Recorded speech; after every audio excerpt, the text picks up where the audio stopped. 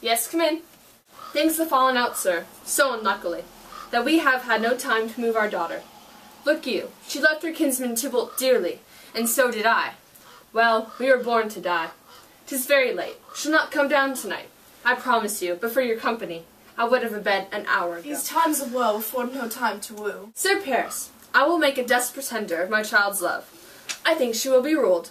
In all respects by me, nay more, I doubt it not.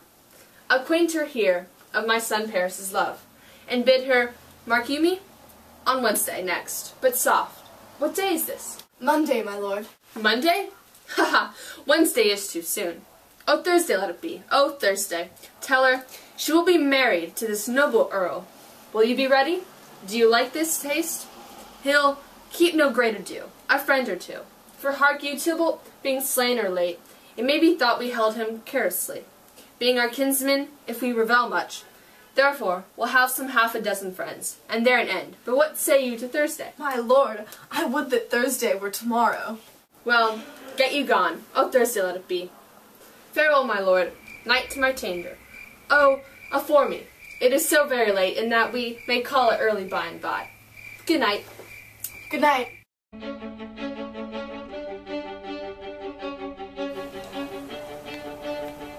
Wilt thou be gone? It is not yet near day. It was the nightingale, and not the lark, that pierced thy fearful hollow of thine ear.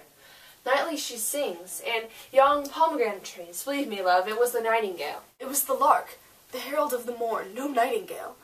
Look, love, what envious streaks do lace the severing clouds yonder in the east.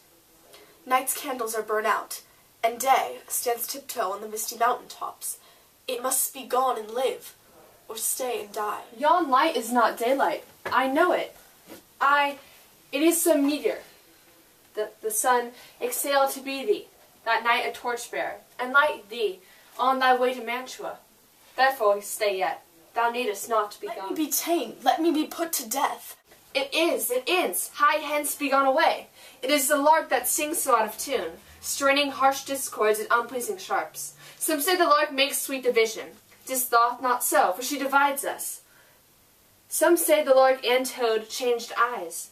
Oh, now would they have changed voices too, since arm in arm that voice doth us affray, hunting these hence with hunts up to the day. Oh, now be gone, more light and light it grows. More light and light, more dark and dark our woes. Madam, nurse, your lady mother is coming to your chamber. Then window, let day in and let life out. Farewell, farewell. I will omit no opportunity that may convey my greetings, love, to thee. Oh, thinkest thou we shall ever meet again? I doubt it not, and all these woes shall serve for sweet discourses in our times to come. Oh God, I have an ill-divining soul. Methinks I see dear. Now, art thou so low? As one dead in the bottom of a tomb. Either my eyesight fails or thou look palest. And trust me, love, in my eyes so do you. Dry sorrow drinks our blood. Adieu, adieu. Mother! Are you up? Who is it that calls? It is my lady mother. Is she not so down, so late, or so early? What unaccustomed cause besiegers her hither? Why? How now, Juliet? Madam, I'm not well. More weeping for your cousin's death? What, wilt thou wash him away from his grave with your tears? And if thou couldst not make him live. Therefore have done. Some grief shows much of love, but much of grief shows still some want of wit. Let me weep for such a feeling loss. So you shall feel the loss, but not the friend which you weep for. Feeling so the loss, I cannot choose but ever weep the friend. Well, girl, thou weepest not so much for his death, as that the villain lives who slaughtered him. What villain, madam?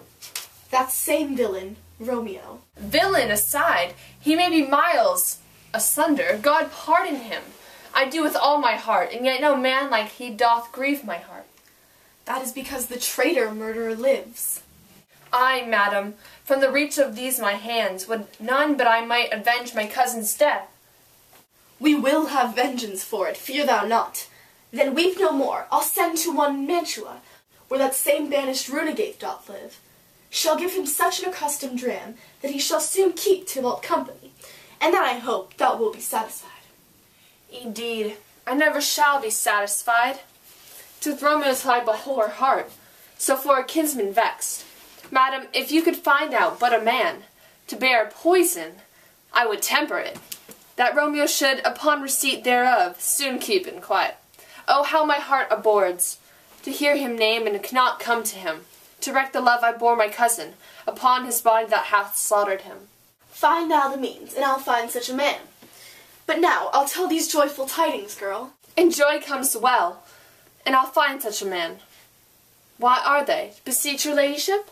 Well, well, thou hast a careful father, child, one who, to put thee from thy heaviness, hath sorted out a sudden day of joy, that thou expects not, nor I looked not for. Madam, in happy times, what day is that?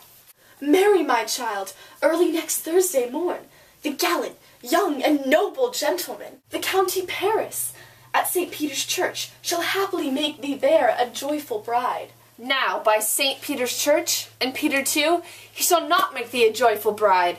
I wonder at this haste that I must wed, ere he that comes my husband to woo. I pray you tell my lord and father, madam, I will not marry yet, and when I do, I swear it shall be Romeo, whom you know I hate rather than Paris. These are news indeed. Here comes your father. Tell him so yourself, and see how he will take it to your hands. How now? A convent girl?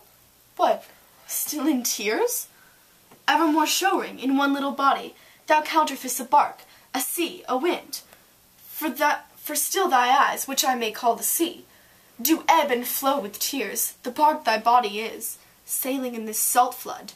The winds thy sighs, who, raging with thy tears and with they came, and they with them, without a sudden calm, will overset thy tempest-tossed body. How now, wife? Sir, but she will none. She gives you thanks. I would the fool were married to her grave. Soft, take me with you. Take me with you, wife. How will she none? Does she not give us thanks? Is she not proud? Does she not count her blessed, unworthy as she is, that we have wrought so worthy a gentleman to be her bride? Not proud you have, but thankful that you have. Proud I can never be of what I hate, but thankful even for hate that is meant for love. How? How? Chopped logic? What is this? Proud, and I thank you, and I thank you not, and yet not proud? Mistress Minion you? Let me no thankings, nor proud me no prouds, but fettle your fine joints against Thursday next, to go with Paris to St. Peter's Church, or I will drag thee on a hurdle thither. Out, you green sickness carrion! Out, you baggage, you tallow face! 5-5. What, are you mad? Am I mad? Am I mad? Good father, I beseech you on my knees. Hear patience, let me speak.